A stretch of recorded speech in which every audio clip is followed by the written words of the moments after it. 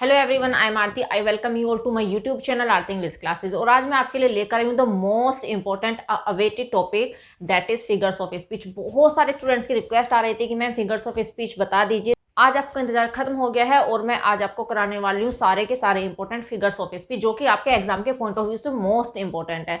ठीक है, अगर अभी तक आपने मेरा चैनल सब्सक्राइब नहीं किया है, डू सब्सक्राइब माई चैनल। और वीडियो अच्छी लगे तो लाइक जरूर कीजिएगा। तो देर किस बात की, तो चलो स्टार्ट करते हैं आज की video, that is related two figures of speech. Figure of speech को हिंदी में कहा जाता है अलंकार। आई थिंक अलंकार सभी जानते होंगे। क्या होता है अलंकार? अलंकार का मतलब होता है सजाना। सजाना मतलब क्या? सजाना क्या सजाएंगे हम यहाँ पर? देखिए, हर लैंग्वेज को ऑर्नामेंट किया जाता है, मीन्स उसको सजाया जाता है। अलंकार यूज किए जाते हैं, छंद यूज किए जाते हैं, रस यूज किए जाते हैं। There are so many devices in a language that is use to ornament it. बात यह है कि फिगर ऑफ स्पीच की क्या नीड हो जाती है, हम लैंग्वेज में क्या यूज होता है फिगर ऑफ स्पीच का। देखिए, एक बात को हम एक बिल्कुल सिंपल से तरीके से कह सकते हैं, सेम बात को हम बहुत ही ज्यादा अच्छे तरीके से कह सकते हैं। और आपको पता ही है कि जब हम बात को बहुत अच्छे तरीके से सजा धजा के उसमें बहुत सारे एक्स्ट्रा डिवाइसेस यूज करके बोलते हैं तो वो ज्यादा इंप्रेसिव होता है। फॉर एग्जाम्पल, मैंने कहा तुम सुंदर हो। एक सिंपल सी बात है ना? आप कह के देखिए किसी को तुम बहुत सुंदर हो, ठीक है, ज्यादा कोई इंप्रेसिव नहीं है। बट अगर आप उसको कहोगे आप तो चांद के जैसे सुंदर हो, अब भाई सामने वाला बहुत ज्यादा खुश हो जाएगा सुन के। यही होता है फिगर ऑफ स्पीच का काम, कि किसी भी लैंग्वेज को जो भी बात हम कह रहे हैं उसको बहुत ही ज्यादा इंप्रेसिव तरीके से कहना। फिगर ऑफ स्पीच यूज किया जाता है ऐसी बातों के लिए। बहुत सारे फिगर ऑफ स्पीच होते हैं। सबसे पहले देख लीजिए सिमिले को। देखिए, आपने एक वर्ड सुना होगा सिमिलर। सिमिलर क्या होता है?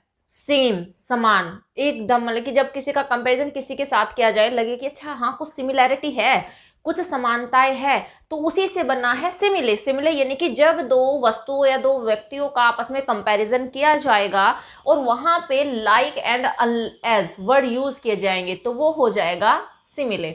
आपने एक बहुत अच्छा सॉन्ग सुना होगा, आई थिंक सभी ने सुना होगा, कोयल सी तेरी बोली, है ना, कलियों सी मुस्कान है। वाह, कोयल सी बोली, भाई कोयल सी बोली कोयल सी बोली है, भले उसकी कोयल सी बोली ना हो, लेकिन क्या कह रहे हैं, उसको खुश करने के लिए कोयल सी बोली बता रहे। आप उससे गीत तो गा के देखिए, आप उससे एक गीत गाइए, एक गाना गाइए, उससे देखिए कोयल की बोली क्या। शायद मुझे लग रहा है आसपास वाले सब भाग जाएंगे।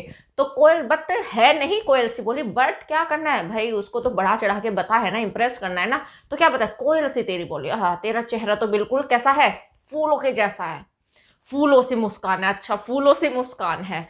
अगर ऐसे कह दे भाई तुम बड़ा अच्छा मुस्कुराते हो, या फिर तुम्हारी मुस्कान तो फूलों की जैसी है, तो ज्यादा इंप्रेसिव है सेकंड वाला सेंटेंस। तो बस यही तो काम होता है सिमिली में।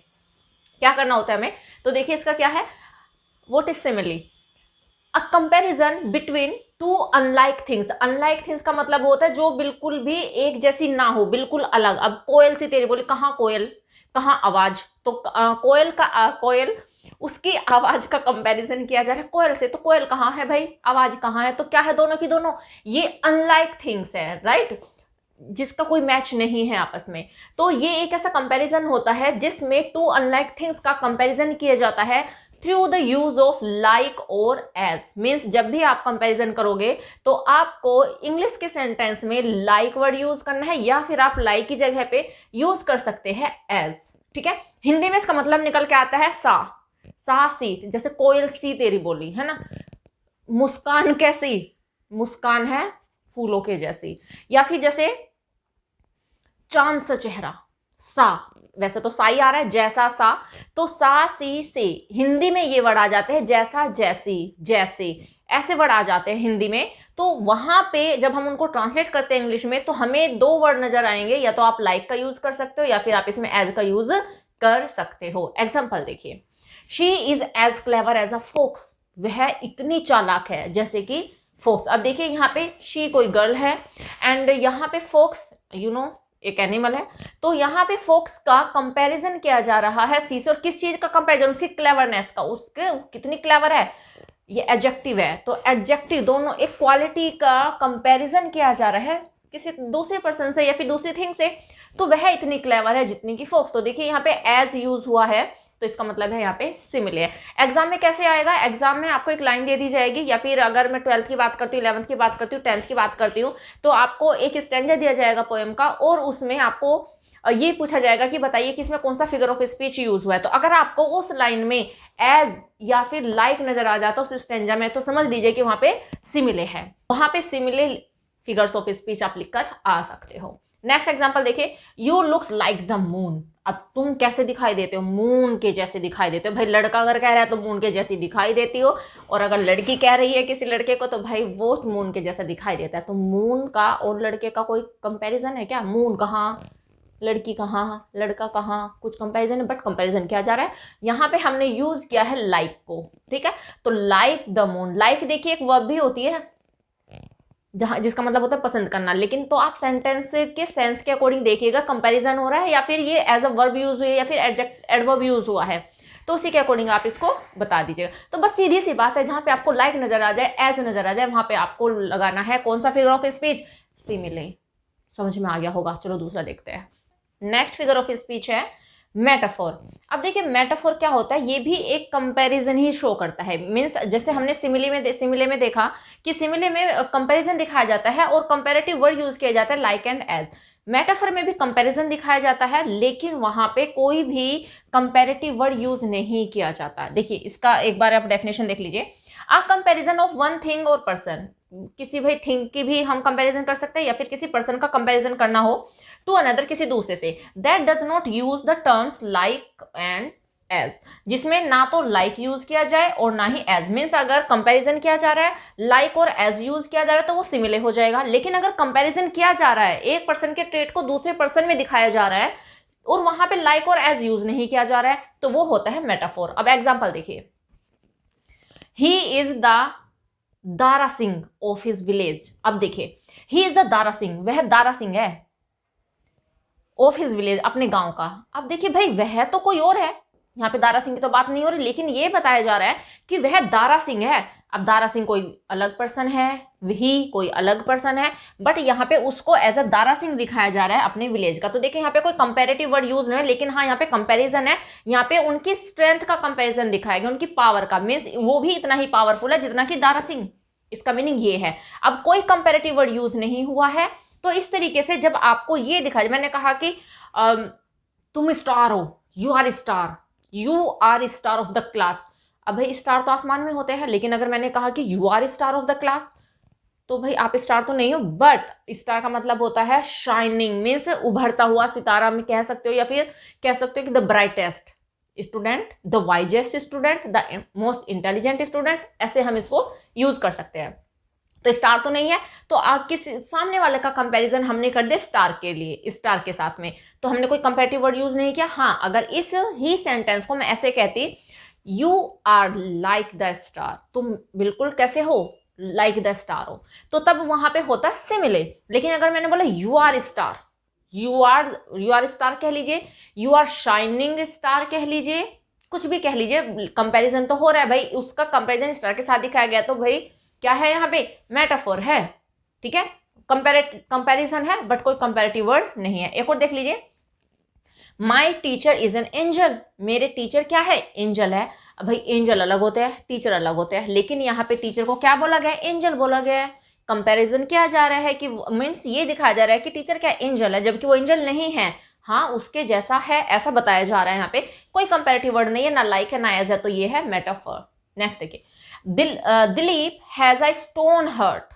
अब देखिए Dilip has a stone heart, stone heart होता है कि भाई किसी का स्टोन हर्ट होगा तो काम कैसे चलेगा, मरमुरा जाएगा, है कहाँ से स्टोन हर्ट।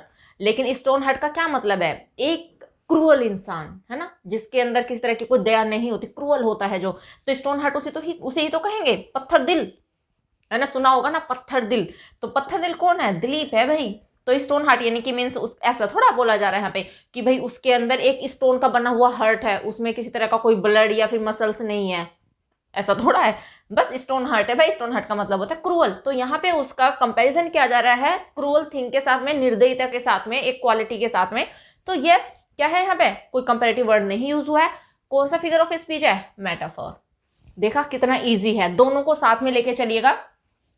बहुत ईजी है पहचानना। अगर डायरेक्ट सेंटेंस आ जाता है इस तरीके से तो आप सीधा मेटाफोर लिख के आइए, और अगर लग रहा है कि वहां पे लाइक और एज यूज हुआ है तो वहां पे आप सिमिली लिख कर आइए। That is very simple. I think समझ में आ गया होगा। चलो नेक्स्ट देखते हैं। नेक्स्ट देखिए, नेक्स्ट है एलिट्रेशन। देखिए एलिट्रेशन, एलिट्रेशन क्या होता है, ये भी बहुत बार एग्जाम में आता है। The repetition of the similar sounds usually consonants at the beginning of the words. Means जब हम कोई सेंटेंस पढ़ेंगे, फिर कोई स्टैंजा पढ़ेंगे, उसमें रिपीटेशन मिलेगा आपको, किसका, सिमिलर साउंड्स। और कौन सी साउंड्स होगी वो आपको पता है कि टू टाइप्स की साउंड्स होते हैं, वाउल्स होती है एंड कॉन्सोनेंट्स होती है। तो एलिटेशन में हमें कॉन्सोनेंट्स के साउंड की रिपीटेशन मिलेगी, और वो जो वर्ड्स होंगे वो एक दूसरे के आसपास होंगे। ऐसा नहीं है कि एक वर्ड बहुत दूर है, एक वर्ड बहुत दूर है, नहीं, आसपास में जब वर्ड्स का अरेंजमेंट ऐसा किया जाए कि हर वर्ड एक ही कॉन्सोनेंट से स्टार्ट हो, राइट, कॉन्सोनेंट से स्टार्टिंग होगी वर्ड की, बीच में नहीं। तो देखिए बीच में तो कॉन्सोनेंट्स आएंगे ही आएंगे, बट यहाँ पे बात हो रही है कॉन्सोनेंट से वर्ड के स्टार्टिंग की, right, at the beginning of the word. देखिए कैसे, क्लासिक कार्स एंड कौन आर्टिस्ट। अब यहाँ पे देखिए लाइन को देखते आप पहचान जाओगे, ये वर्ड यहाँ पे सी आया हुआ है, कॉन्सोनेंट है, यहाँ पे सी आया हुआ है एंड अगेन सी आई। मीन्स एक ही सेंटेंस में 3 बार सी आया है, मीन्स 3 वर्ड्स ऐसे हैं जो सी से स्टार्ट है, और कहाँ पे यूज हुए हैं, वो स्टार्टिंग में ही यूज हुए हैं। तो ये भी आपको देखना है कि स्टार्टिंग में जब कोई कॉन्सोनेंट रिपीट होता है अलग अलग वर्ड्स में और क्लोजली सारे प्लेस होते हैं वर्ड्स, तो वहां पे होता है एलिट्रेशन। नेक्स्ट देखिए, black bird flew back to their black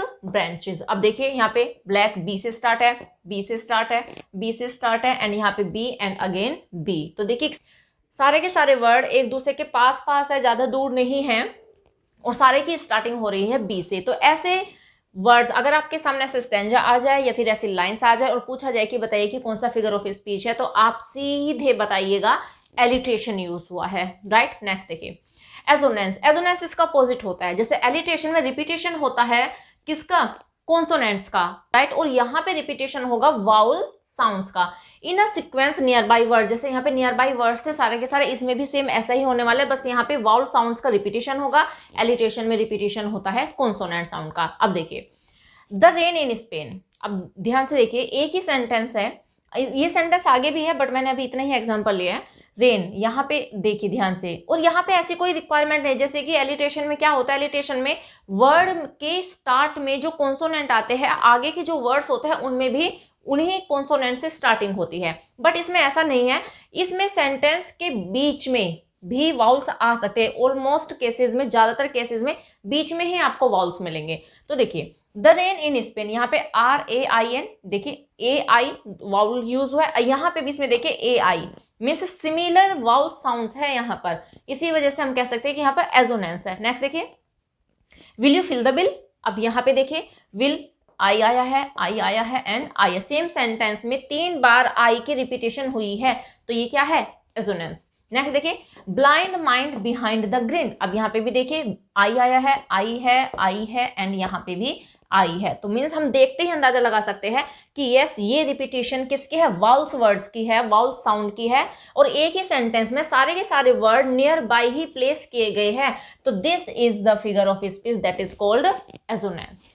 hope दोनों में मैंने देखिए, मैंने अभी आपको सिमिले कराया था एंड मेटाफोर कराया था, बिकॉज मैंने उनको दोनों को साथ में इसलिए रखा था क्योंकि दोनों में सिमिलरिटी दिखाई जाती है, तो मैंने दोनों में आपको डिफरेंस बता दिया। सेम यहाँ पे दोनों में बस थोड़ा सा डिफरेंस होता है कि कैसे दोनों एक दूसरे से अलग होते हैं, alliteration and assonance. I think ये आपको समझ में आ गया होगा। फिगर ऑफ स्पीच तो बहुत सारे बचे हुए हैं जो कि मैं आपको नेक्स्ट वीडियो में कराऊंगी। इस वीडियो में बस ये 4 ही रहने देता, अदरवाइज वीडियो ज्यादा लेंथी हो जाएगी। आई थिंक सारा का सारा समझ में आया होगा आपको, और अगर नहीं समझ में आया तो आप वीडियो को दोबारा देख लीजिएगा, इजिली समझ में आ जाएगा। ठीक है, तो बस इस वीडियो में इतना ही, मिलते हैं नेक्स्ट वीडियो में। Till then bye bye, take care, stay healthy and keep learning.